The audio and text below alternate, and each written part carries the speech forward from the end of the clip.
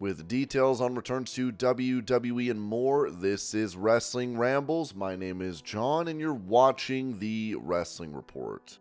Before we move on, make sure you subscribe to Wrestling Rambles with notifications on, and don't forget to like the video.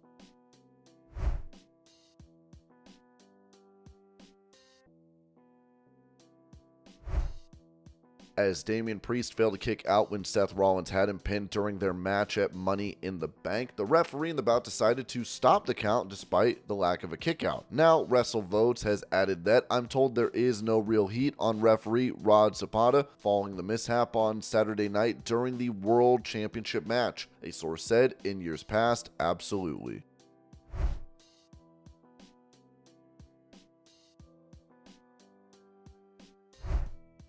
Responding to Mercedes Moné claiming that WWE imposed restrictions on her, Dutch Mantel said this on his Storytime podcast. I hate to tell you, your talent is not in your interviews. I'll tell you that, and I don't think it's in your work to tell you the truth. I see nothing in her, and I can see why she didn't get along with WWE because she has an ego. You can't have an ego in WWE, especially when Vince McMahon was there. Vince had the ego. Nobody else had one. So if you wanted to match egos with him, go in there and talk to him. The next thing we see is you're walking out the door with your bag in your hand. And now she wants to have an ego there. They still won't put up with it. You cannot allow that to happen. You cannot allow the talent to tell the management what they'll do or won't do, because pretty soon the other talent sees that the management doesn't have control like they thought they did.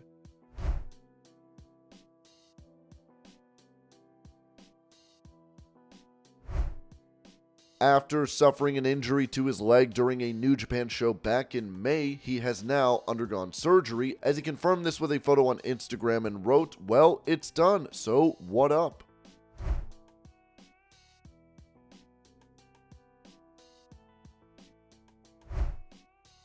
After sustaining an injury during his appearance on the July 2nd edition of NXT, Tyler Bate posted photos to Instagram and wrote, "Tore my left pectoral major and tendon off the bone last week at NXT. Surgery yesterday was successful and all has been put back where it belongs. I'll be gone for some time while I recover. Try not to miss me too much. I'm in good spirits and looking forward to seeing you all again soon. Lots of love."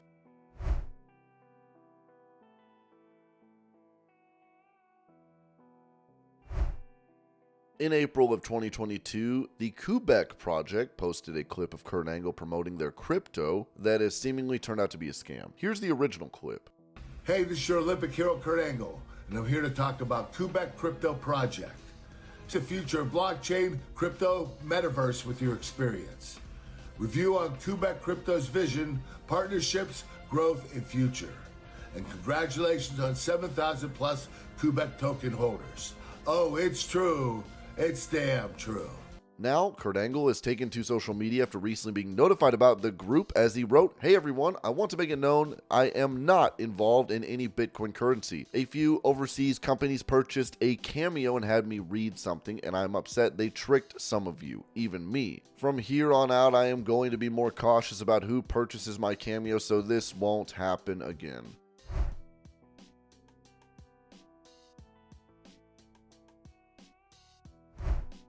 Going over talks for the Motor City Machine Guns as they left TNA Wrestling back in April, Ringside News wrote that according to Fightful Select, while there's no confirmation that Motor City Machine Guns have signed with any promotion, there have been discussions between them and major companies. We had reported that Motor City Machine Guns are eyeing a move to AEW now that they are free agents, and even AEW President Tony Khan wants to get the dynamic duo to his promotion.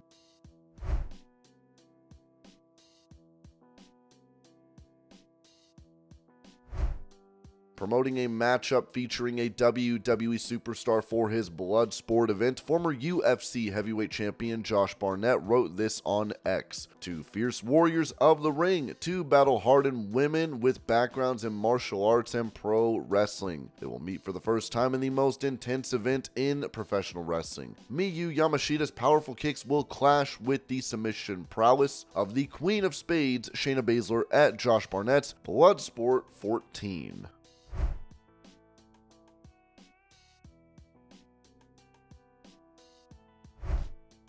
Talking about a new aspect of filming that could be coming to WWE shows, Sean Ross Sapp of Fightful Select noted that another element discussed of late has been the utilization of a ref cam, which could make its way on screen soon.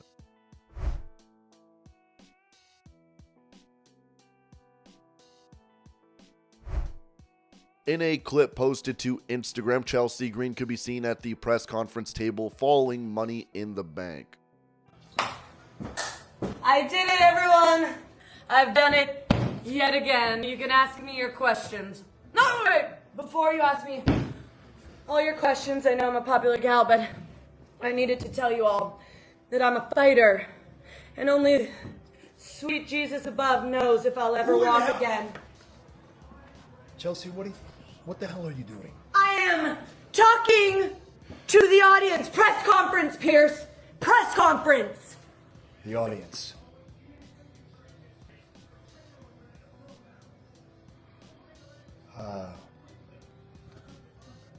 You need a drink. As I was saying before I was so rudely interrupted, I am a fighter! A fighter, and I'm gonna come back stronger, damn it! Stronger!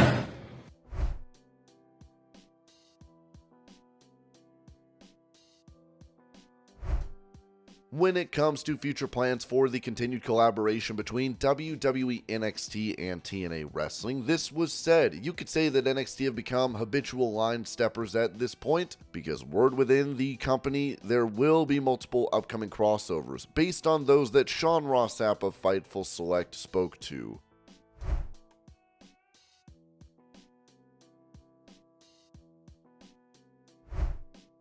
Previously, Max Caster said this regarding former WWE star Shelton Benjamin potentially joining the company, as he told Chris Van Vliet back in May. What's he going to do? Take up my TV time? One thing I learned when I was getting signed to AEW, I got a call from QT Marshall, who I love and respect because he's a great wrestler and he's very honest. He called me up and he's like, "Tony wants you to come in." I go, "Is this a joke? I don't know." He goes, "Look, I'm a wrestler. I'd prefer it if you didn't come here and work because you'd be taking a spot that I want." I go, "That was some shh." Now, Benjamin has responded saying this on Insight. I guess my first thought was, who is this? I'm like, I really don't know him. I have nothing against him. As far as I know, I've never met him. I was more shocked that he would say something like that, and again, I don't know him. I don't have a relationship with him. To that, I would say, one, you're already on the roster, and whatever you're doing there, if you're not happy, then you need to change that. I'm still on the outside. At this point, I'm really no threat to you, but if I were to come in, someone with my name, you're looking at me as a threat rather than an asset. Because, one, if I were to go to AEW or any company, my job there is to bring more fans and put more eyes on you. My thing is, I want to work with these people. At this stage in my career, I want to help other talent. So if you're saying, oh, you're stealing my spot, well, first of all, if I can steal it, it wasn't your spot. I can't take Roman Reigns' spot. I can't take Swerve's spot. I can't take anyone's spot. However, you can lose your spot. That's how I look at it. If I were to come anywhere, there's a reason I'm being brought in. And I would think it's to help grow the company and bring more eyes there. So if anything, you should welcome new talent, or rather old established talent, because that gives you another opportunity to work with someone who can elevate you. That spot you're so afraid of losing helps you secure it, because now you're working with people who elevate your game. You're working with people with experience who fans know and will tune in to watch. I don't know anyone running around with Max Caster merch. He's not a household name. Maybe he was in character. I don't know. For me, it's really, yeah, kid, I've been around for 25 years. If you're worried about your spot being taken by me, someone who's been around for 25 years, and chances are if I came there, I probably wouldn't be there very long. Bro, you've got years more to develop. If anything, I come in, help you, give you a piece of knowledge, and move on, whether you want it or not. But if you're so worried about your spot, I don't really think I'm that big of a threat to you. There's tons of people coming in there all the time.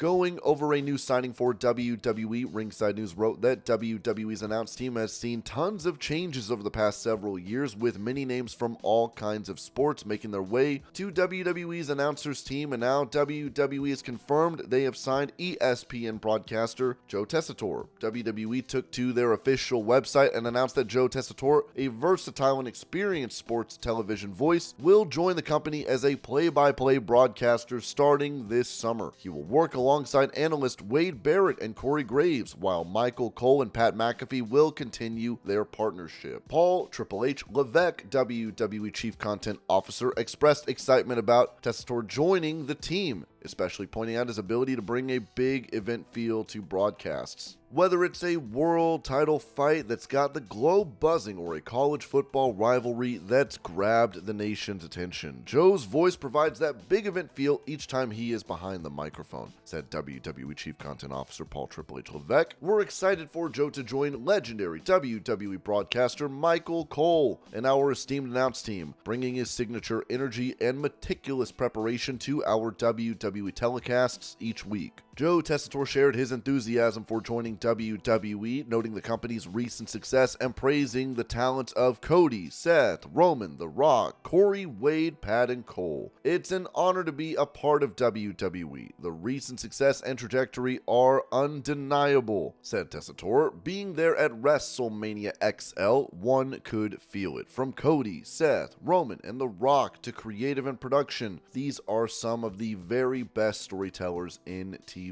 Corey and Wade are absolute stars, and it is my privilege to join their team. Pat and Cole are just magical together, and Cole is the greatest to ever sit in that chair. As a lifelong viewer, I'm humbled to join this team and to serve our fans. Tessitore, who has nearly 3 decades of broadcasting experience, will remain in his role at ESPN and ABC. He has been a key figure in college football coverage since 2002, calling Saturday night primetime games, the college football playoff, and more. He is known for his commentary on world championship fights involving Tyson Fury, Deontay Wilder, and Terrence Crawford, among others. Tessitore has led ESPN's Monday Night Football and called NFL Pro Bowl and wildcard playoff games on ABC. He has also found success in entertainment, teaming with Rob Riggle and Stephen Curry on the comedy competition Holy Moly.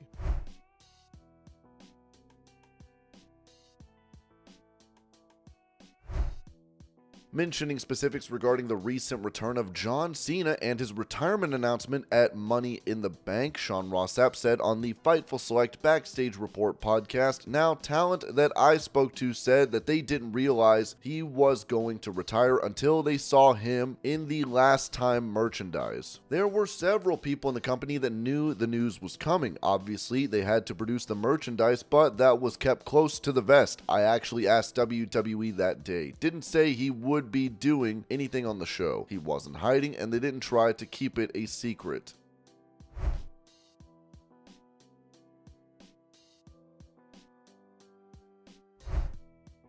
With Rhea Ripley making her shocking return to WWE on Raw this week, more details on this were provided as Ringside News wrote that, according to Sean Ross Sapp on Fightful Select, Ripley's return had been discussed internally for almost a month. The timing was set for the Raw after Money in the Bank. Ripley had been out with an AC joint injury and needed time off. She was cleared and has now returned. During her hiatus, she married Buddy Matthews, but this did not affect any on-screen romance angle. Triple H maintained the storyline, unlike the situation with Lana and Rusev's angle, which was altered due to their real-life marriage.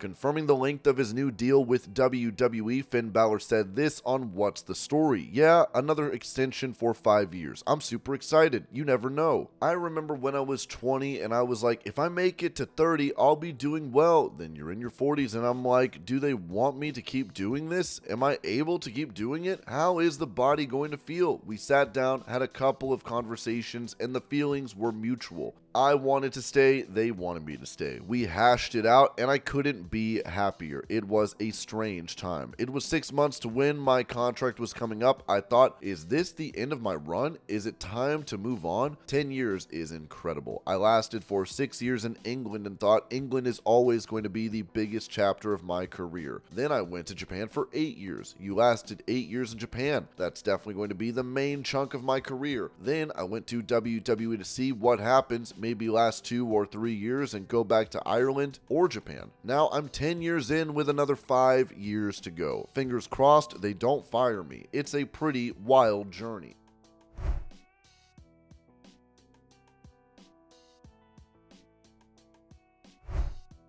Talking about how the pro wrestling community has helped her with the loss of her husband, Bray Wyatt, former WWE announcer JoJo Offerman said this to News4Jax. The wrestling community, even beyond, they've really had my back. Especially people within the company have really just stepped up and helped me get through a lot of my days. If it wasn't for a lot of friends and family, obviously family, I don't know where I would be.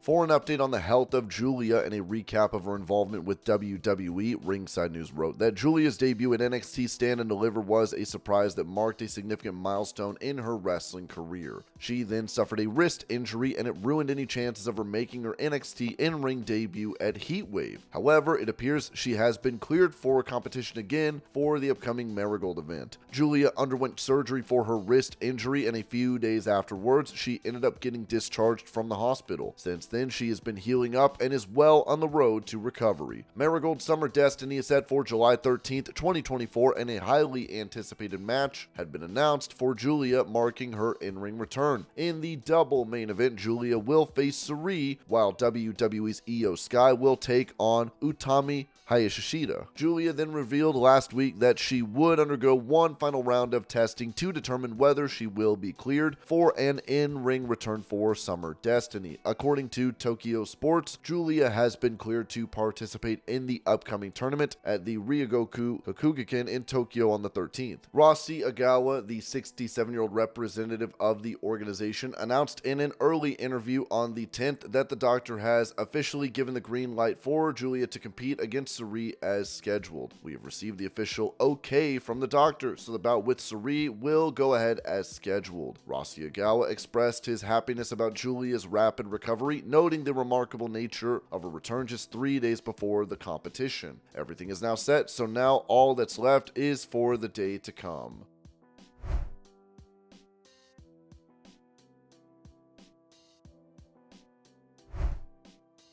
Revealing the longest entrance he had in WWE, The Undertaker said this to Chris Van Vliet. "Oh, you know what was long? But they were smart. The Mania, I worked Roman. That was a huge, huge ramp. But they were smart and they brought me up halfway. They had my ascension from underneath about halfway. It would have took 15 minutes for me to do my walk to get to the ring and do all that." And this was your pro wrestling news update. I hope you're all having a great day. Thank you so much for watching, and I will see y'all later.